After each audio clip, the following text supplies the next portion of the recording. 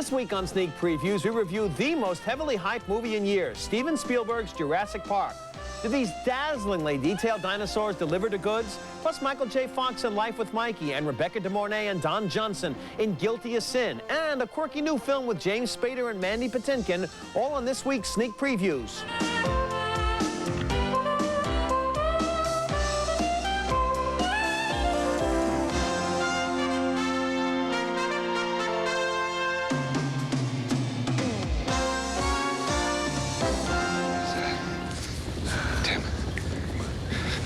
Tim, can you tell me what they are? Gallimimus. Are those meat-eating metasauruses?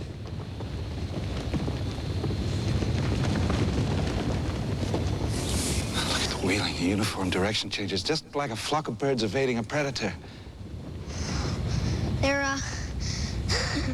flocking this way.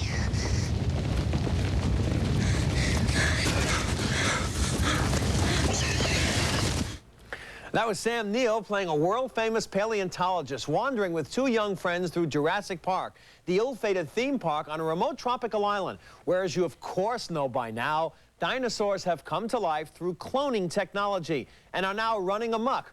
Jurassic Park, the most eagerly awaited movie of the year, is, however, just one of 5 titles we'll cover on this week's Sneak Previews. I'm Jeffrey Lyons. And I'm Michael Medved, and first up, of course, is Jurassic Park. What else? Which closely follows Michael Crichton's intoxicatingly readable bestseller. Now, in the movie version, Sir Richard Attenborough plays an eccentric entrepreneur who's developed cloning technology to bring dinosaurs to life. And he hatches these critters on a remote, mysterious island off the coast of Central America, where he's building a theme park that he hopes is going to attract swarms of tourists. But when some visiting scientists tour this nearly completed attraction, the game warden talks about his fears concerning a particularly vicious breed of dinosaur called the velociraptor. They should all be destroyed. Robert Muldoon, my game warden from Kenya. Bit of an alarmist, I'm afraid, but knows more about raptors than anyone. Tell me, what kind of metabolism do they have? What's their growth rate? They're lethal at 8 months, and I do mean lethal. I've hunted most things that can hunt you, but the way these things move... Fast for a biped? Cheetah speed, 50, 60 miles per hour if they ever got out in the open. And they're astonishing jumpers. Yes. That's why we're taking extreme precautions. The viewing area... Do they show intelligence? Will have With the 18 brain They cavity, show extreme intelligence, set in... even problem-solving intelligence, especially the big one.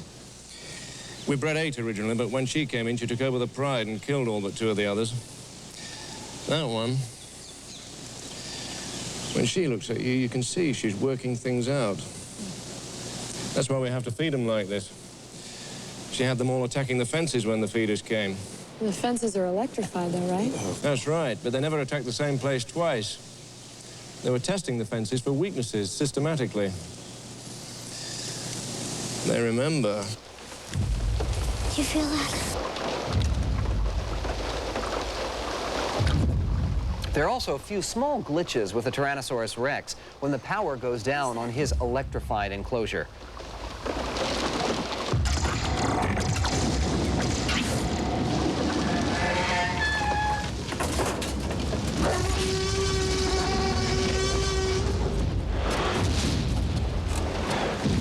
Keep absolutely still. This vision's based on movement.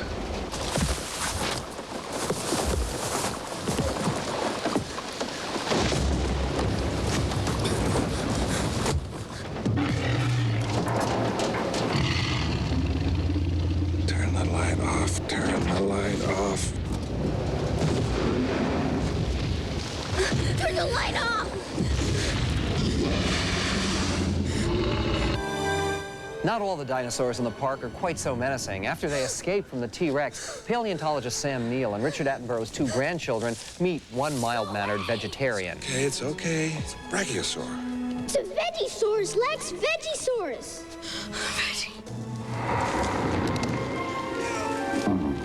Can I touch it? Sure. Just think of it as kind of a big cow. I like cows. It's just a delay. That's all it is. All major theme parks had delays.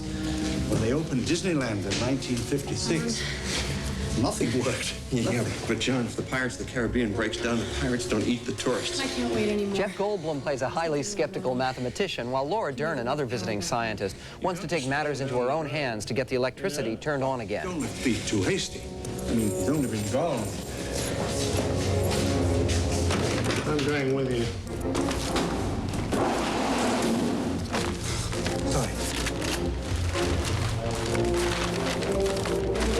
Now, this isn't going to be just like switching on the kitchen light, but I think I can follow this and then talk you through it.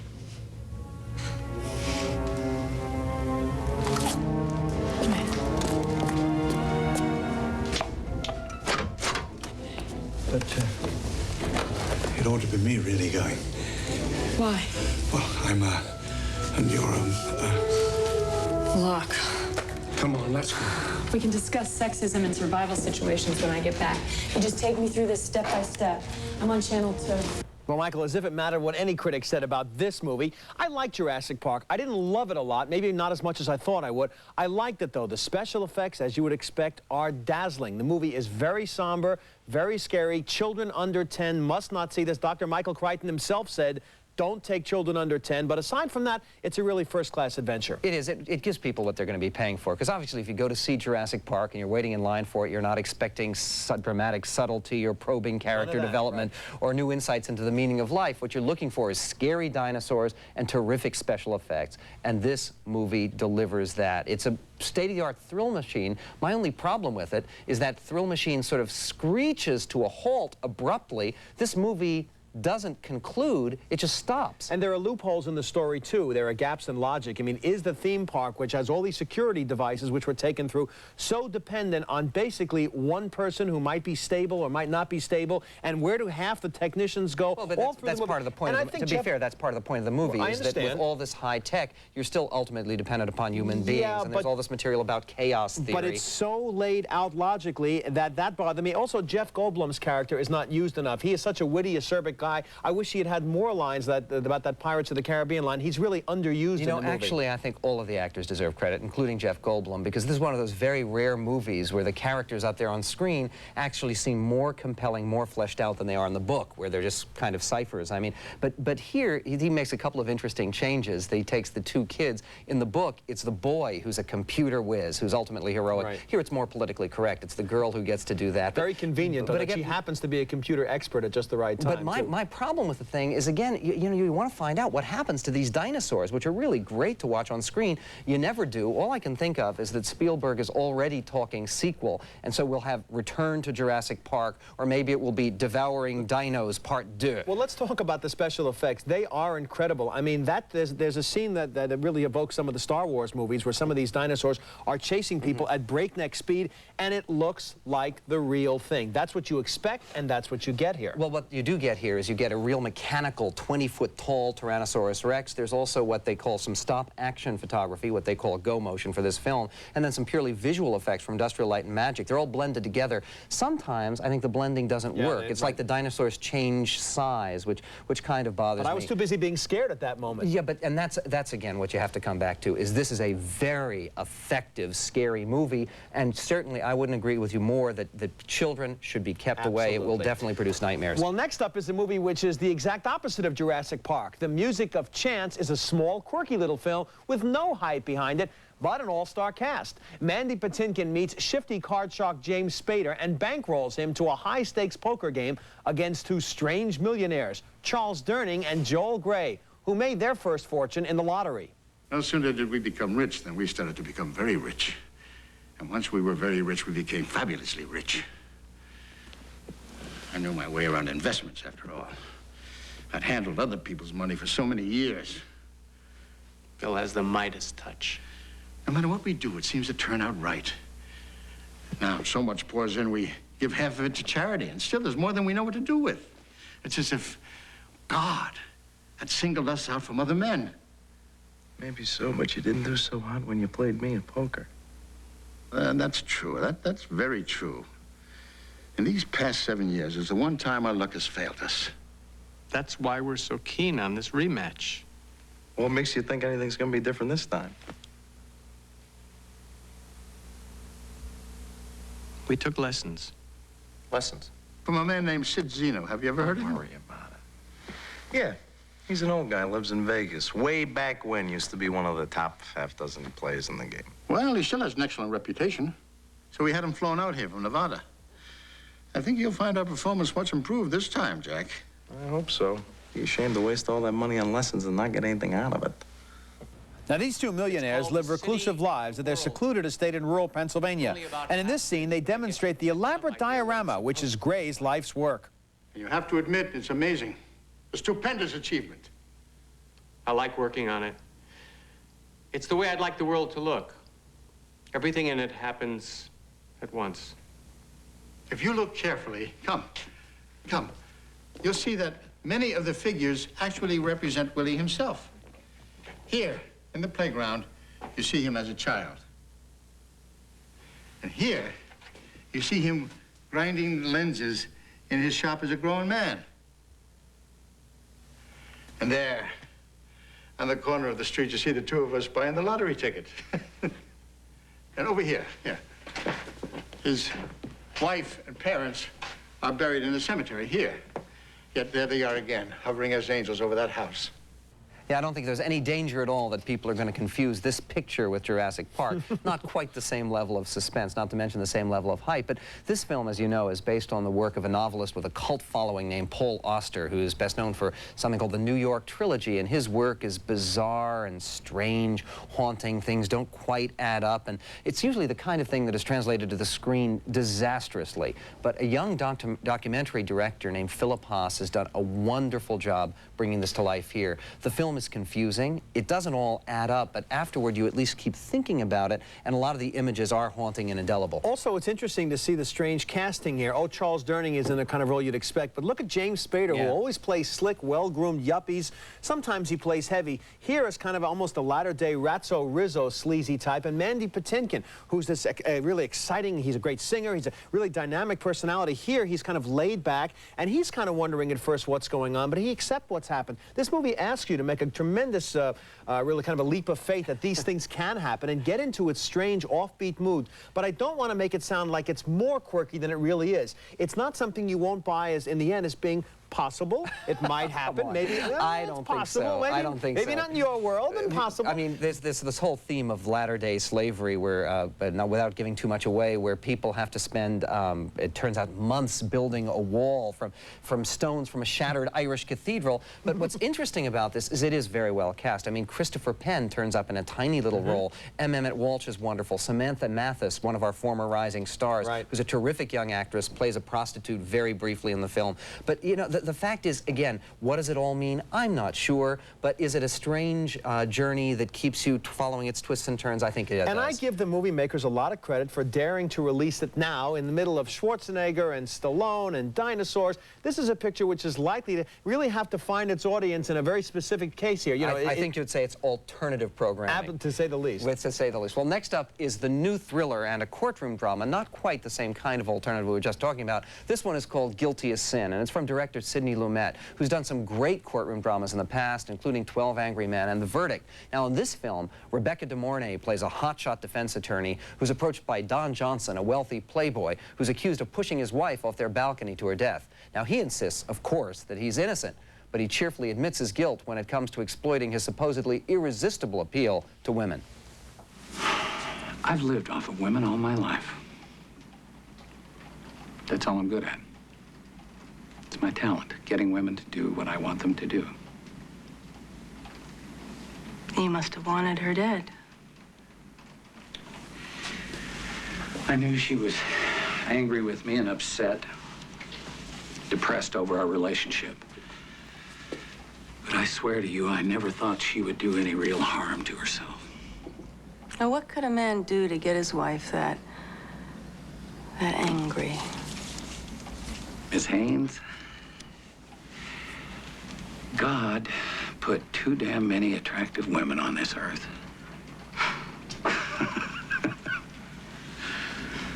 Rita knew that about me before we were married, and I never promised to change. You don't portray yourself as a very sympathetic figure. There's a hell of a big difference between being a compulsive womanizer and a murderer. Was your wife rich? Very. So you stand to inherit a great deal of money?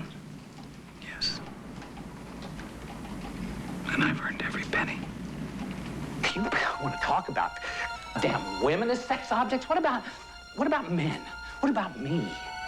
They use me, and then they can drop me whenever they, well, please. David, focus in on what I'm saying to you. I do not intend to represent you anymore. Later, when she begins to realize that her client may be just a tad strange, she wants him to find another lawyer. DeMornay, meanwhile, deserves an Oscar for keeping a straight face during the more intense moments of Johnson's unintentionally hilarious performance. Hope that makes your boyfriend happy. I'm not doing this for him. I'm doing this because you're an impossible person. I don't have to put up with it, and I won't. No, I'm the one that has to do things. I'm the one that has to stand trial. I have to defend myself and my whole lifestyle. I have to apologize for being me.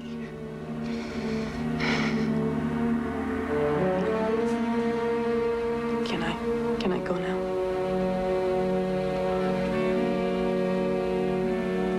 Sure, go. Then step out of my way. Jennifer, no one was keeping you. Oh, and Jennifer? I mean, Miss Haynes. I really like your hair that way. Oh, boy, she could leave, but I couldn't because it's my job to sit through this. Can you see the ads in the trade paper for your consideration? Don Johnson. And this is, you know, I'm the biggest fan of Sidney Lumet. He's made Serpico, The Pawnbroker, as you said, 12 Angry Men. He's one of the great, intense directors of our time. People in intense situations just like that, particularly with New York settings.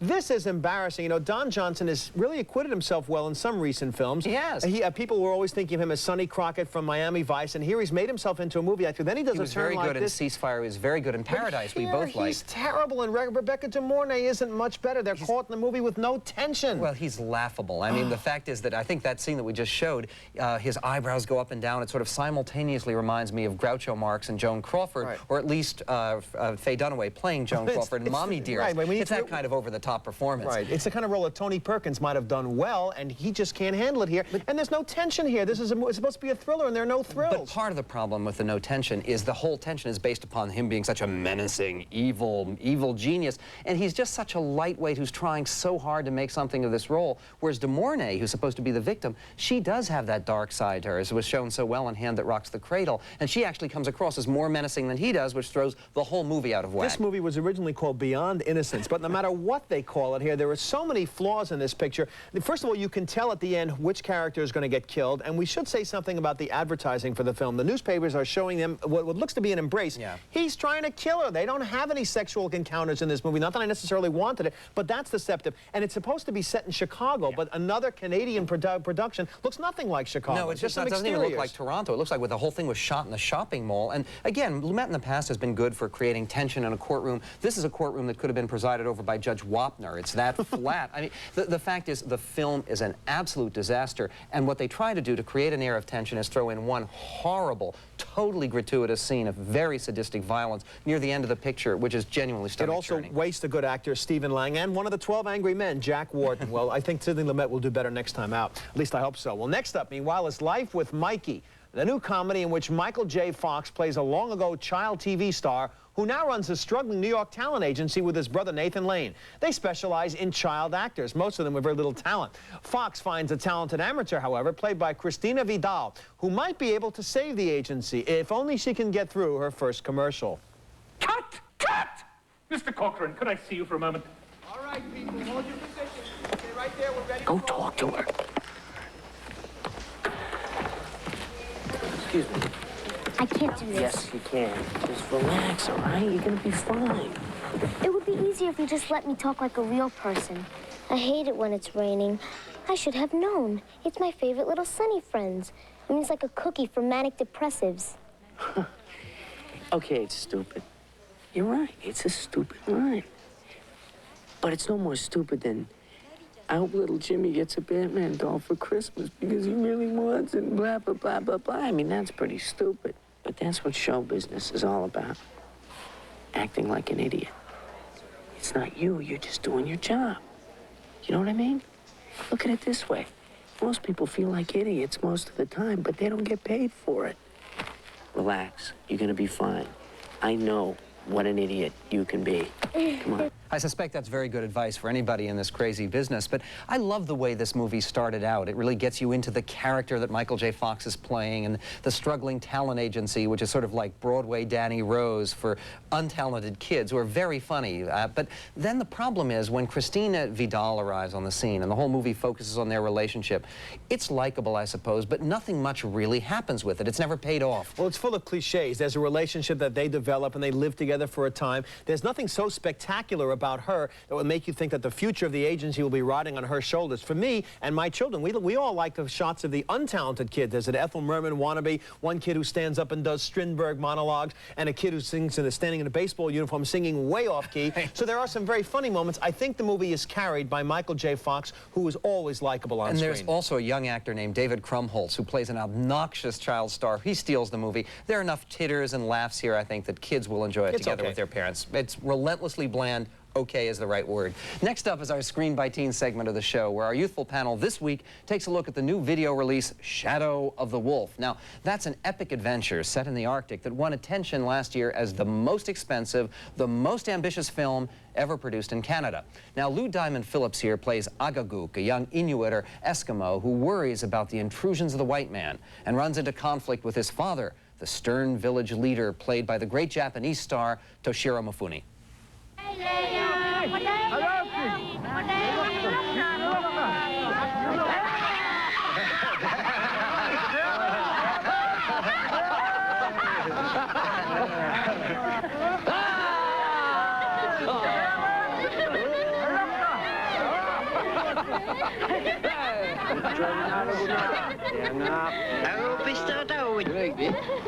Look at my son. I accept the gift of the skin. I will not give you the skin. Not as long as the white man is still with the people. This is our land. We should not have the white man here to tell us what to do. How would you do that? I would not laugh and play games with Brown. I would not give him food. I would not trade with him. Nobody tells me what to do. The white man is here because I want it. I do not! To give thanks to the spirits and to protect us from the anger of my son, I give my share of meat to the people. Our young critics got together to enjoy their own share of meat and to discuss whether it's worth taking Shadow of the Wolf out of the deep freeze and renting it at your local video store. Well, what do you think, John? Did this picture leave you just a bit cold? Well, Michael and Jeffrey, in the first 5 minutes of this movie, a polar bear gets slaughtered. Later on, a guy gets shot and cut into pieces, another one stabbed, and a wolf and a whale all get slaughtered. And it's supposed to be PG-13. And yet, this movie is rated PG-13. No. It's beyond me. But besides all that, this movie is really slow, and the plot leads nowhere, and it's just really bad. Yeah. I thought this was, like, one of the stupidest movies I've ever seen. It was so politically incorrect. The one woman that they show, Jennifer Tilly, she's like abused and she's subservient and she's stupid throughout the whole thing. All the Eskimos, they're just like pieces of wood or something. They talk like this and they don't do anything else. And it was just so bad. You know, actually, I thought her husband was a stupid one, and she was smart, but she never said, hey, I'm smart. She just kind of acted smart, and you got the message. And the subservient part, I kind of felt that maybe the movie was trying to have something realistic, because in those times, they were kind of chauvinistic, you know? I mean, like, all the people there were stupid. Like, all the Eskimos, all the white men, Okay, we get it. Kelly really hated this film. So Kelly and Jonathan, well, I guess it's just not happening for them. I thought the movie was somewhere between bad and good, so it's out on video cassette. So there you have it. Back to you, Michael and Jeffrey. Well, I really agree with our teenage panel. Summarizing our reviews now, the movies we've covered this week. Our best bet is Jurassic Park. It's not the greatest bit of celluloid ever put through a projector, but it does have brilliant special effects and the thrills and chills Steven Spielberg's fans have come to expect. But parents should definitely not take children under 10, for the film is much too intense for small viewers, with some harsh language and a Tyrannosaurus Rex's mouthful of violence and mayhem. And we agreed that The Music of Chance is a quirky, audacious little shaggy dog sort of movie which draws you into its strange view of the world.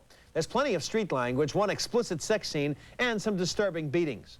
And we agree yet again that Guilty as Sin is an atypical failure for the fine director Sidney Lumet. An unintentionally hilarious thriller, in fact, with no thrills. Just two actors shamefully going over the top in a movie they probably won't want on their resume years from now. There's a great deal of gratuitous off-color language, some strong sexual content, and several gross-out violent scenes. Our family find is Life with Mikey, the agreeable comedy starring Michael J. Fox as a struggling New York talent agent whose temperamental young client may just save him from ruin. The film includes only a few instances of tough language. Our Screen by Teens panel was anything but snowed by Shadow of the Wolf, a would-be Arctic epic that will please no one. There's some sexual content and more violence than you'd expect with its PG-13 rating. So that's it for this week's show. Please join us next time when we take a look at a heart-tugging romance that we think may just turn out to be the sleeper hit of the entire summer. It's called Sleepless in Seattle, and it stars Tom Hanks and Meg Ryan. Plus, the new film biography of rock legend Tina Turner, What's Love Got to Do with It? And a delightful new film for the whole family, Once Upon a Forest, all on next week's show. I'm Michael Medved. And I'm Jeffrey Lyons. And until next time on Sneak Previews, don't forget to save us the aisle seats.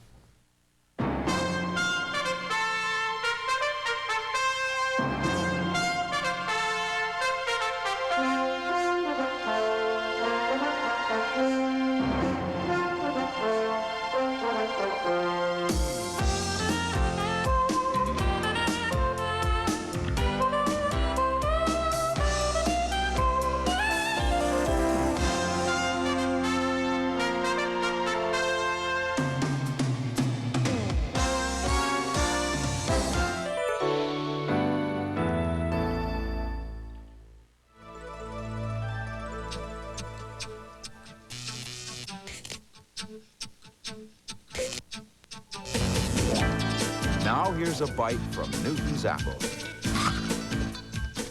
Nice day, huh, Bob? Peggy? What? How can a pair of sunglasses stop that glare coming off the water?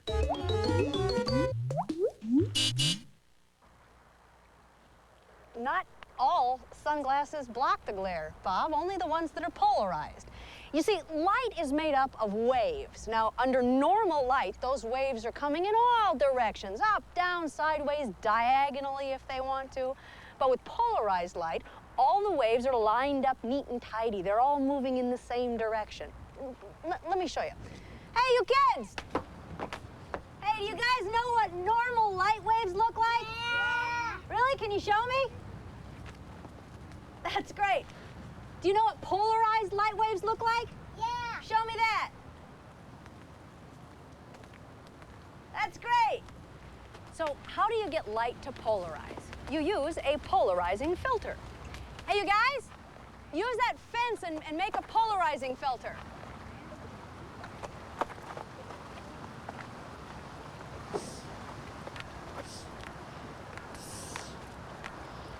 See, with a vertical filter, a vertical light wave will pass through.